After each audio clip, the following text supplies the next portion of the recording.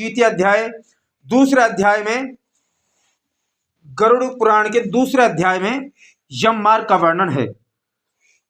तब गरुड़ जी ने पूछा कि हे भगवान, यमलोक का मार्ग कितना दुखदाई है, वहां जीव पाप करने से उसमें कैसे जाता है, वह सब मुझसे कहिए। तब श्री भगवान जी ने कहा कि हे गरुड़, इसमें कोई शंका नहीं कि यमलोक का मार्ग अत्यंत दुखदाई है। उसे सुनकर मेरे भक्त होते हुए भी तुम कांप जाओगे। उस यमलोक में वृक्षों की छाया नहीं है, वहां जीव विश्राम कर सकें, और न ही अन्न आदि है जिससे जीव की भूख का निर्वाह हो सके। वहां कहीं जल भी दिखाई नहीं देता है जिसे अति प्यासा प्राणी पी सके। हे खग, उस लोक में 12 सूर्य ऐसे तपते हैं जैसे प्रलय के अंत में तपते हैं। वहां तपन और हवा से जीव अत्यंत पीड़ित होता है। उसे कहीं बड़े बड़े विषैले सांपों द्वारा कटवाया जाता है और कहीं कहीं कांटों से बींध दिया जाता है। इसी प्रकार वह कहीं कहीं घोर सिंह, व्याघ्र और कुत्तों द्वारा खाया जाता है और कहीं बिच्छुओं से कटवाया जाता है, कहीं वह अग्नि से जलाया जाता है। इसके बाद वह 80 पत्र वन है जिसका विस्तार 2000 योजन का है।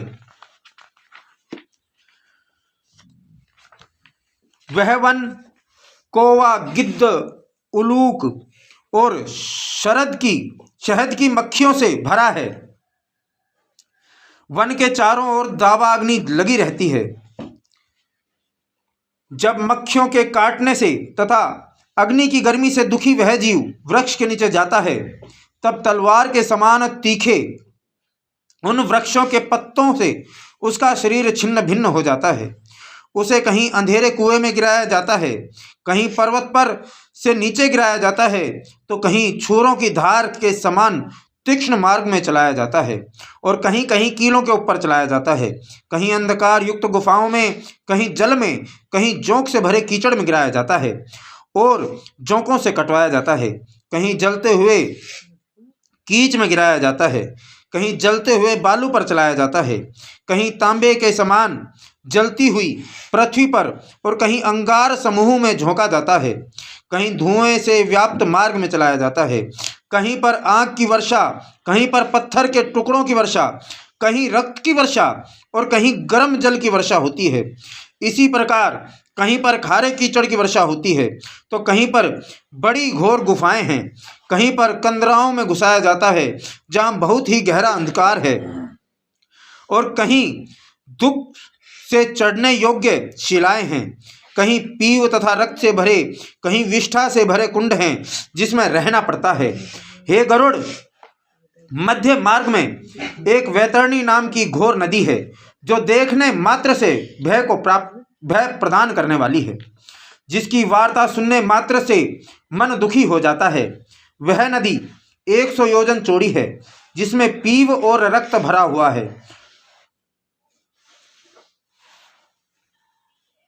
और जिसका किनारा हड्डियों से बना हुआ है, जिसमें रक्त, मांस और पीव के कीचड़ भरे हैं, जो बड़ी गहरी है तथा बड़े दुख से पार होने योग्य है, जिसमें केश ही सेवार हैं और जो बड़े बड़े घड़ियालों से पूर्ण है, जिसमें मांस खाने वाले सैकड़ों प्रकार के जीवों का निवास है। जैसे आग की ज्वाला से तप्त हो कढ़ा में घी खोलता है, उसी प्रकार पापी को आया देखकर उस नदी का जल खोलता है। वह चारों ओर सुई के समान मुख वाले कीड़ों से युक्त है, वज्र के समान चोंच वाले गिद्धों और कौवों से वह नदी व्याप्त है, और सुई, घड़ियाल, मगर, जोंक, मछली, कछुआ तथा अन्य मांस भक्ष्य जलचरों से वह भरी है। उस नदी में छोड़ा गया पापी जीव अत्यंत रोता हुआ कहता है कि हे भाई, हे पुत्र, हे पिता, ऐसे शब्द वह बारंबार पुकारता है। वह पापी जब भूख प्यास से पीड़ित होता है, तब वही रुधिर और मांस पीने और खाने को मिलता है। नदी रक्तपूर्ण तथा फेन से युक्त है। महाघोर जर्जरी गरजती हुई भयदायक उस नदी को देखने मात्र से वह पापी मनुष्य मूर्छित हो जाता है, बेहोश हो जाता है। उसमें अनेक प्रकार के सर्प और बिच्छू भरे हैं। उसमें गिरे हुए प्राणी की रक्षा करने वाला कोई नहीं होता, कोई नहीं होता। वह पापी जीव नदी के सैकड़ों हजारों भंवरों में पड़कर नीचे पाताल को जाता है, फिर क्षण भर में ऊपर को आता है। पापी जीवों के पतन के लिए ही यह नदी बनाई गई है। ऐसी कठोर और अत्यंत दुख देने वाली नदी का आर पार भी नहीं दिखाई देता। हे गरुड़, इस प्रकार यम के मार्ग में अनेक प्रकार के दुखों को भोगते हुए रोता चिल्लाता हुआ प्राणी यमलोक को प्रस्थान करता है। इस प्रकार किसी को फांसी में बांधकर, किसी को अंकुशों से खींचकर तथा किसी को शस्त्रों से छेदते हुए यमदूत पापियों को यमलोक में ले जाते हैं। यमदूत किसी की नाक में, किसी की कान में डोरी डालकर, किसी को कालपाश में बांधकर, किसी को कोहों के समान खींचते हुए पापियों को यमलोक में ले जाते हैं। गर्दन, भुजा, पैर में सीकड़ बांधकर और उन पर लोहे का भार लादकर उनको रास्ते में चलने को कहते हैं। भयानक यमदूत मुद्गर से मारते हैं। उस पापी और दुखी जीव के मुंह से रुधिर गिरता है और फिर वह उसी को खाता है। तब वह अपने किए हुए कर्मों को सोचता है तथा ग्लानि करता है तथा अनेक प्रकार के दुखों को भोगता हुआ यमलोक को जाता है। वह अज्ञानी यम मार्ग में जाता हुआ हा पुत्र ऐसा कहकर विलाप करता हुआ संतप्त होता है। तब वह मन में सोचता है कि बड़े पुण्य से मनुष्य का जन्म मिलता है। उसको पाकर मैंने कुछ भी धर्म नहीं किया, न तो कुछ दान किया, न अग्नि में हवन किया, न तपस्या की और न ही देवताओं का पूजन किया, न तो सविधि तीर्थों की सेवा की। इसलिए हे शरीर, अपने किए कर्मों के फल को भोगो। मैंने ब्राह्मणों का पूजन नहीं किया, न गंगा स्नान किया, न साधुओं की सेवा की और न तो कभी परोपकार किया। इसलिए हे देहिन, अपने किए हुए कर्मों का फल भोगो। पशु पक्षियों तथा मनुष्यों के हित के लिए न निर्जल देश में जलाशय बनवाया, न गाय दान की, न ब्राह्मणों की जीविका के लिए कुछ वृत्ति दी। इससे हे देहिन, अपने किए हुए कर्मों का फल भोगो। न नित्य अन्नदान, न गोवों को कभी पर्याप्त तृण आदि दिया, न वेद शास्त्र के अर्थों पर श्रद्धा की है, न कभी पुराणों को सुना है और न तो कभी कथावाचक व्यास का पूजन किया है। इससे हे देहिन, अपने किए हुए कर्मों के फल को भोगो। मैंने अपने शरीर की आज्ञा का न कभी पालन किया। शरीर की आज्ञा का पालन ना किया का मतलब कि कथा में कोई बैठा है सोता रहे। शरीर की आज्ञा का पालन नहीं किया का क्या मतलब आया? शरीर हमें क्या आज्ञा देता है? भाई भोजन कर रहे हैं तो एक स्थिति ऐसी आती है कि हाँ भाई उधर पूर्ति होगी, पेट भर गया। मगर किसी को कढ़ी चावल स्वाद लगते हैं और उस दिन कढ़ी चावल बने हैं, थोड़ा सा तो और दे दे। ये शरीर की आज्ञा नहीं है। मन बड़ा चंचल है, कैसे इसे समझाऊं?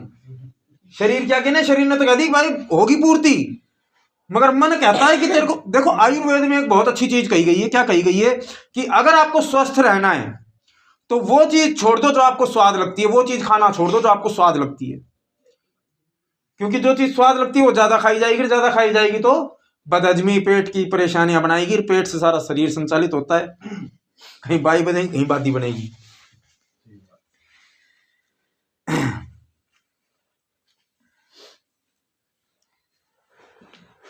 इसलिए हे देहिन, अपने किए हुए कर्म फलों को भोगो। मैंने अपने स्वामी की आज्ञा का न कभी पालन किया, न अपना पतिव्रत धर्म का पालन किया, न कभी बड़ों की आदर सत्कार तथा सेवा की। इसलिए हे शरीर, अपने किए हुए कर्मों को भोगो। पति की सेवा करना ही स्त्रियों का परम धर्म है।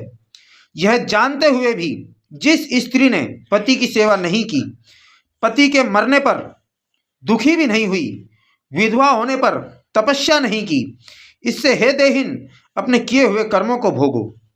अपने पूर्व कर्मों के द्वारा अत्यंत दुखदायी नारी शरीर पाया, उससे न तो मासोपवास न चंद्रायण व्रत ही किया है और न नियमों के द्वारा उस शरीर को क्लेशित किया। इस प्रकार स्त्री पुरुष जीव अनेक विलाप करता हुआ और अपने पूर्व देह को स्मरण करता हुआ कहता है कि हमारा मानव शरीर कहाँ चला गया। ऐसा कहता हुआ वह जीव यमलोक में जाता है। 17 दिन तक वह प्रेत रूपी जीव वायु के समान चलता है। हे गरुड़, 18वें दिन वह प्रेत सौम्यपुर नामक नगर में पहुंचता है। उस सौम्यपुर नगर में महान प्रेतों के गण रहते हैं। पुष्पभद्रा नाम की नदी है और वहीं अत्यंत सुखकारी और सुंदर एक वट वृक्ष है। यमदूतों के साथ जीव वहां पर विश्राम करता है और स्त्री पुत्र आदि के सुख को स्मरण करके दुखी होता है।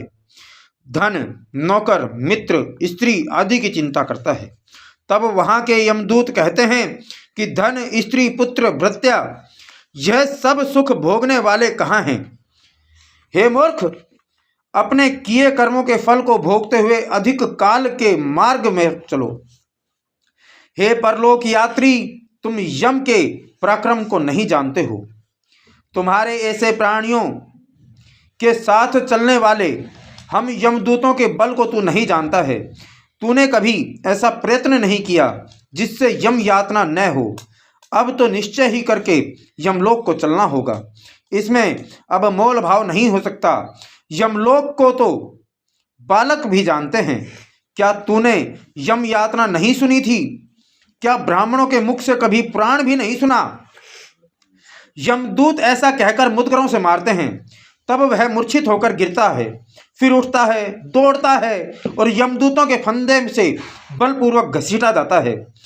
घर में से 13वें दिन वह जीव चलता है। 18वें दिन सौम्यपुर नगर में पहुंचता है। वहां पहुंचकर स्नेह और श्रद्धा पूर्वक पुत्र पौत्रों द्वारा दिए मासिक श्राद्ध का भोजन करता है। फिर सौरीपुर को गमन करता है, सौरीपुर के लिए चल देता है। उधर सौरीपुर में यम के स्वरूप को धारण करने वाला जंगम नाम का राजा है। उसको देखकर जीव भयभीत हो जाता है और वहीं विश्राम करता है। उस नगर में पहुंचकर त्रिपाक्षिक श्राद्ध में दिए हुए अन्न जल का भोजन करता है और उस नगर को पार करता है, जिसके बाद वह प्रेत शीघ्रता से नगेंद्र भवन में पहुंचता है। वहां अत्यंत भयानक वन है। उसको देखकर दुखी होता है, रोता है और चिल्लाता है। निर्दयी यमदूत उसको बारंबार खींचते और घसीट कर ले जाते हैं। उस वन को वह प्रेत 2 मास में पार करता है। वहीं घर वालों द्वारा द्विमासिक श्राद्ध में दिए अन्न जल वस्त्र आदि को खा पहनकर फिर उन्हीं यमदूतों के साथ आगे को चलता है। 3रे महीने में वह प्रेत गंधर्व पत्तनपुर पहुंचकर परिवार वालों द्वारा दिए पिंड को भोजन करके आगे को चलता है। 4थे महीने में शैलपुर नामक नगर में पहुंचता है। वहां पत्थरों की वर्षा से अत्यंत पीड़ित होता है। वहां 4थे महीने में दिए पिंड को खाकर कुछ सुखी होता है। फिर वह जीव 5वें महीने क्रौंचपुर में पहुंचता है। वहां 5वें महीने में दिए हुए श्राद्ध आदि को खाकर क्रूरपुर में पहुंचता है। वहां अत्यंत निर्दयी प्राणी रहते हैं। 5.5 महीने में दिए हुए अन्न और जल को खाकर वह वहां ठहरता है। आधे मूर्त तक ठहरकर यमदूतों द्वारा साथ आगे को चलता है। वहां आधा मूर्त तक ठहरकर यमदूतों के ताड़ना से कांपता अति दुखित होता वह यमदूतों द्वारा घसीटा हुआ उस नगर से चलता है। वहां से चलकर चित्र भवन नामक नगर में पहुंचता है। वहां विचित्र नाम का यमराज का छोटा भाई राज्य करता है। वहां बड़े शरीर वाले विचित्र जीव को देखकर वह भागना चाहता है, परंतु परवश में पड़ा रहता है। एक शब्द कहते थे बड़े बूढ़े कि पराधीन सपने हो सुख नाही, कि दूसरे के अधीन सुख की आशा मत करो। इसमें है कि परंतु परवश पड़ा रहता है। कोई भी कार्य लगा लो, टीचर है, अध्यापक है, फौजी है, कोई भी है, मैनेजर है, उसके ऊपर भी मालिक है। मालिक है, वो मालिक है, वो कंपनी में आए या ना आए कोई टेंशन नहीं, हो तो मालिक है। मगर मालिक के नीचे चाहे डायरेक्टर हो, जीएम हो, उसके ऊपर भी प्रेशर रहता है कि रात को आज का काम निपटा के सोना, कल क्या प्लानिंग करनी है, कल क्या प्रेजेंटेशन देनी है, वो तैयार रखनी है। अध्यापक है, गुरु शब्द कितना बड़ा शब्द है, गुरु, वो प्राचार्य के अधीन रहता है। प्रिंसिपल साहब रोज हाजिरी लगवाते हैं, है ना। तो पराधीन तो किसी के सुख नहीं है, ये यमदूतों के पराधीन है, तो इसे वैसे नहीं टिकने दे रहे। तब उस प्रेत के आगे वैतरणी खेने वाले मल्लाह आकर कहते हैं कि हम लोग वैतरणी नदी के पार उतारने वाले हैं, यह नौका है, यदि तुम्हारे पुण्य हो तो आकर इस नौका में बैठ जाओ। ज्ञान को देखने वाले मुनीश्वर ने दान का विवरण कहा है। उस दान से जिसमें पार उतारा हो जाए उसको वैतरणी कहते हैं। केवट उस प्रेत से कहते हैं कि जो तूने गौदान दिया है तो नौका से पार जा सकता है, अन्यथा नहीं। उसके वचन को सुनकर वह प्रेत केवल हा देव कहता है और वह नदी उबलने लगती है। उसे उबलता देखकर यमदूत उस नदी में पापी को छोड़ना चाहते हैं। वह जीव अत्यंत चिल्लाता है, उस पापी ने दान नहीं दिया है, वह उस नदी में डूब जाता है। तब आकाश से चलने वाले यमदूत उस प्रेत के मुख में कटियां बांध फंसाकर मछली की तरह घसीटकर उस नदी से जीव को नदी से पार पहुंचाते हैं। नदी के पार पहुंचकर छठे महीने में दत्त श्राद्ध आदि को खाकर आगे चलता है। फिर भूख से व्याकुल हो मार्ग में अत्यंत विलाप करता जाता है। सातवें महीने में ब्रह्वापद नामक नगर में पहुंचता है। वहां पुत्रों द्वारा सातवें महीने में दिए गए श्राद्ध अन्न आदि को खाकर तृप्त होता है। अतः हे पक्षियों के राजा गरुड़, जीव उस नगर को पाकर दुखदपुर में पहुंचता है। वहां आकाश मार्ग से चलता हुआ अनेकों प्रकार के दुखों को भोगता है। वहीं पर आठवें महीने के श्राद्ध में दिए हुए अन्न जल से आदि का भोजन करके आगे चलता है। नवा महीना संपूर्ण होते नाना क्रंदपुर को जाता है। वहां नाना क्रंदगणों को देखकर अत्यंत दुखों से व्याकुल होता हुआ चिल्लाता है। फिर यमदूतों के धमकाने से बड़े कष्ट से चलता हुआ 10वें महीने सप्त भवनपुर में पहुंचता है। वहां 10वें मास के दिए पिंड और जल को खाकर भी तृप्त नहीं होता है। फिर वहां से चलकर 11वें महीने रौद्र नगर में पहुंचता है। वहां 11वें मास के दिए श्राद्ध जल आदि को खाकर 11.5वें मास के पूरा होते प्रयोवर्षण नगर में पहुंचता है। वहां प्रेतों को दुख देने वाले मेघ बरसते हैं। वहीं पर न्यून अधिक मास के दिए हुए श्राद्ध अन्न आदि को दुख पूर्वक खाता है। वर्ष पूरा होते होते वह प्राणी शीताढ़ नगर में पहुंचता है। वहां हिमालय से भी 100 गुना अति शीत ठंड पड़ती है। शीत ठंड और भूख से पीड़ित वह जीव दशों दिशाओं में देखता है कि क्या यहाँ कोई मेरा बंधु है जो मेरे इस दुख को मिटावे। तब उस जीव से यमदूत कहते हैं कि तेरा ऐसा पुण्य कहाँ, जिस पुण्य के बल से तू इस दुख से छुटकारा पा सकता है। यमदूतों के ऐसे वचनों को सुनकर वह पीड़ित जीव वार्षिक श्राद्ध में दिए पिंड को खाकर धैर्य धारण करता है। वर्ष के अंत में यमलोक के समीप बहुभीतिपुर में पहुंचकर पहले के मिले हाथ भर शरीर का त्याग करता है। कर्मों के फल भोगने के लिए अंगुष्ठ मात्र का यातना शरीर पाकर यमदूतों के साथ जाता है। हे कश्यप, जिन्होंने मरने पर औदर्व देहिक दान नहीं दिया है, धर्म संचय नहीं किया है, वे इस कारण यमदूतों के दृढ़ बंधनों से बंधे हुए कष्टों को भोगते हैं। हे गरुड़, धर्मराज के नगर में 4 द्वार हैं, उनमें से तुम्हें दक्षिण मार्ग का हाल बतलाया है। ऐसे महाघोर मार्ग में क्षुधा और प्यास से पीड़ित जैसे प्राणी जाता है और वहां जाने पर फिर क्या होता है, वह सब मैंने तुम्हें कहा। अब तुम आगे क्या सुनना चाहते हो सो कहिए। बोले श्री गरुड़ जी महाराज की।